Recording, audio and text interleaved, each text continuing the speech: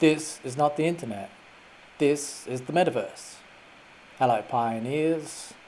Today I'm going to take a look at the difference between a centralized blockchain and a decentralized blockchain. Because I see a lot of new people coming, especially new influencers, making videos on Pi, and a lot of them are stating that Pi Network's a decentralized blockchain when, in fact, I think you'll find that we're actually very, very much centralized still. So let's take a look. So the easiest one is the central exchanges, isn't it? Right, so it's by their very definition they're centralized, right? And you don't have your access to your own wallet or your own keys, in fact, right? But we'll take a bit of a look at that later. On the Stellar network, right? They tell everyone how they've got a built-in DEX, right? Now, since Pi is a fork of Stellar, right, it's safe to assume that we also have that functionality as well, right? And this is it, Stellar X, right, is the main one, right? So it's all peer-to-peer. You do wallet-to-wallet between people that have Stellar, right? And here you can trade tokens, right, on the Stellar network. You can also swap your assets through here. Swaps, got an automated market maker, right, where you can provide liquidity in liquidity pools. And they also have an on-off ramp, right, to bring on fiat. Right, so this is a classic decentralized exchange where no one's taking custody of your assets or anything like that. You're in full control of everything, right? So this is really, really nice. And over on Pi, we can get this functionality as well, right? Now, I've shown this before. This is Pi X. This is proof of concept that I did a long time ago when Brainstorm came out.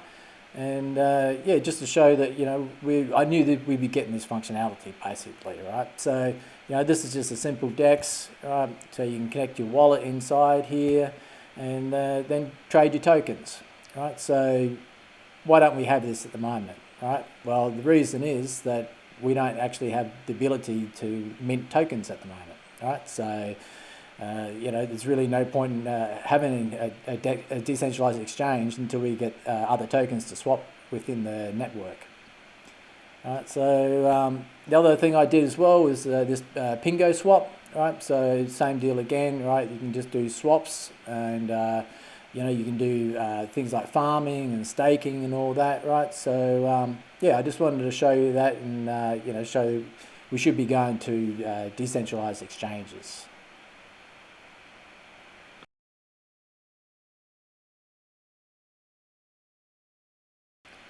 Okay, so let's look at the central exchanges. Let's see what sort of things happen there with the release of the Open Mainnet. So when we had the release of the IOUs, a long time ago, we had all these exchanges, and you can see these were the all-time highs that people were paying for the IOU, right? And then just prior to the release of the Open Mainnet, this is what the chart looked like for the IOUs. So you can see we nearly broke through 100, and it pretty well was sitting around about $70, right, per Pi, right? Now, what really happened, right? Well, the exchanges opened at $2, right? So there's quite a large discrepancy here in the price, right? So this is quite strange, really, isn't it? So what happened here? So OKX, and MEXC also had some sort of price discovery. They had this call auction, right? And you can see here that, where it sort of settled was that there was 4 million Pi available for buy and sell orders at price of $2, right? Now this is a big difference to what the IOU price was trading, right? So you're kind of thinking like, well, okay, well, did all these pioneers just sort of decide that they were going to sell at $2? There was actually that big a demand that, all these people were going to like, yeah, I think $2 is enough for my Pi, right? So I just find that to be a bit of an anomaly. And as you can see further, right, this isn't just OKX, right? Because every exchange came out at $2, right? So this is not to be, throwing any shade or being disappointed with anything really. It's just to show that with centralisation and all that, right? There tends to be a lot of questions when it comes to price. Now let's take a look at the centralisation of nodes on the blockchain. As we know, I've covered this is an old slide. We've had core team nodes were only on the mainnet, and all the nodes that we've been running are running on testnet, right? So when we go to a decentralized blockchain, right, that's when all our nodes will cut over to the mainnet, and we've been told that we're going to get invitations for this. But as far as I know, I haven't heard of anybody that's receiving these invitations yet, right? So I think we're still very, very much centralized in this case. If you look at the Explorer, right, for a brief moment we had this node button at the top, right? Now that's since gone, right? So we didn't get any more information through that. But this new website came on board called PyScan, right? So PyScan has nodes, and if you look here, it's very, very comprehensive, a really lovely website, by the way. And you can see we've got 41 total nodes on the mainnet, okay?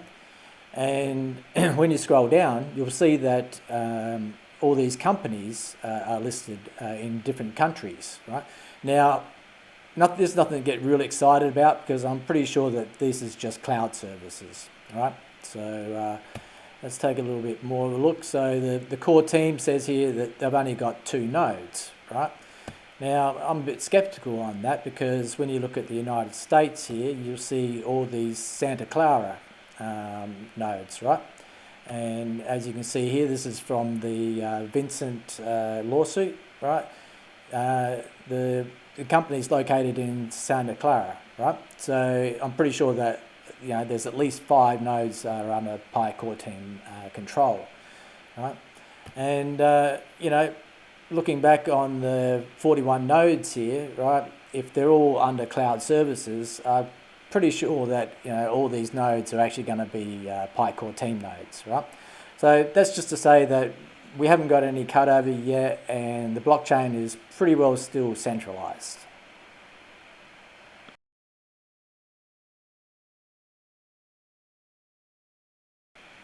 So where else are we centralized? I think we could fairly say that the KYC process is centralized still, right?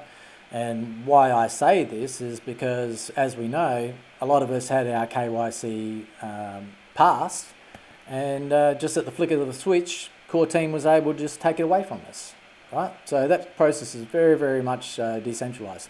Now, we understand why they did it, right? Because people were selling their accounts and all that, and they wanted to have these multiple liveness checks to recheck your wallet. Me personally, I actually didn't even have to do that. I waited a week later because I didn't get my liveness check, and when I rechecked, I was green again, right? So no big issue here, but I do want to point out that this process is still very much centralized, right? We also have KYB now to go along with KYC, right? So, in the past, exchanges would ask, you had to pay to get on centralized exchanges.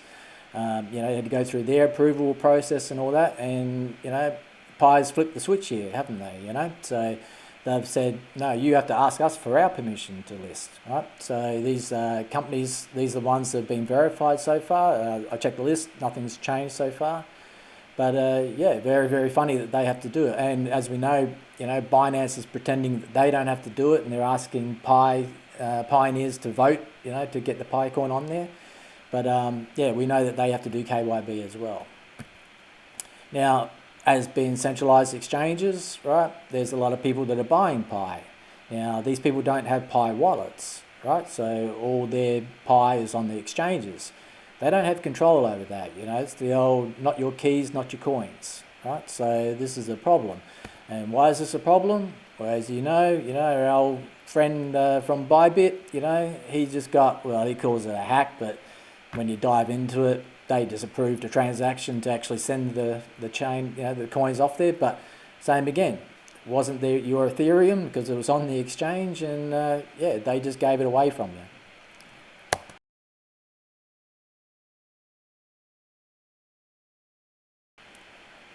So what else is centralized? Well, as we know, all the coins that we've mined still have to be migrated across in a second migration, right, from all our referrals, and this is determined on KYC and all that. But yeah, these are coins that we don't have either, so this is another centralized thing where we're waiting on core team to actually do this. And the reason I point this out is because since Pi 2 Day last year, I know of 2 times where they've said that the second migration is coming soon, right? And to date, we still don't have that, right? So yeah, another thing that's controlled by the core team. With the grace period, right, as we know, we've had another extension to the Pi Day, right? No big deal, it's only another 2 weeks.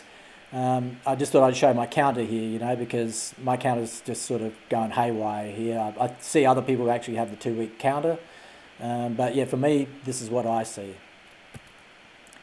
And the big news, I guess, for March was that the mining rate, right? So we had a 40% drop in mining rate, right, which is a huge, huge amount. And this is obviously because we've had so many more people sign up because we've gone to Open Mainnet and they can see the value of the coin now. So yeah, so I mean, for me, I've had a lot of referrals sign up, so that's been really, really good. So yeah, not a surprise there's a huge drop. Huge drop's good for us, right? Brings in that scarcity as well. And as I've told you before, under UBI, if this is what it actually becomes, this drop in mining rate just adds value. This is the mining rate chart from World, right? So yeah, go over to his Twitter and give him a follow because that's where I got it from, right? It's just showing the chart of all the mining drops. And the last thing I want to cover is something we've been waiting on, which is we can now change phone numbers, right? So that's great. Now, I didn't dive into this quickly. I have to actually do this myself. I'm going to wait a bit because I actually might be changing countries soon. But I've actually seen some people have trouble with this, right, which is not unusual, and people not being able to log back in after they've done this, right? So that was one of the reasons I was holding off on doing this myself, right? But yeah, the functionality is there. Apparently everything's fixed now and it's supposed to be working, but like I said, I'm going to be holding off a bit before I even try it. And yeah, that's it for the video, right? So that's all great. Like I said, I just wanted to do a video because, with all these new people coming on, they're making videos about Pi and they don't really know a lot about Pi yet. They're still new, right? So give them a bit of grace. That's always cool. But yeah, for me, even though we're in Open Mainnet, we're a long way away from actually being decentralized, right? So there's a lot of centralization still going on. Come Pi Day, we'll probably see a lot of turns on this, right? And we'll get the nodes on and all that, right? So yeah, that's it for the video. Hope you enjoyed it, and I'll catch you later.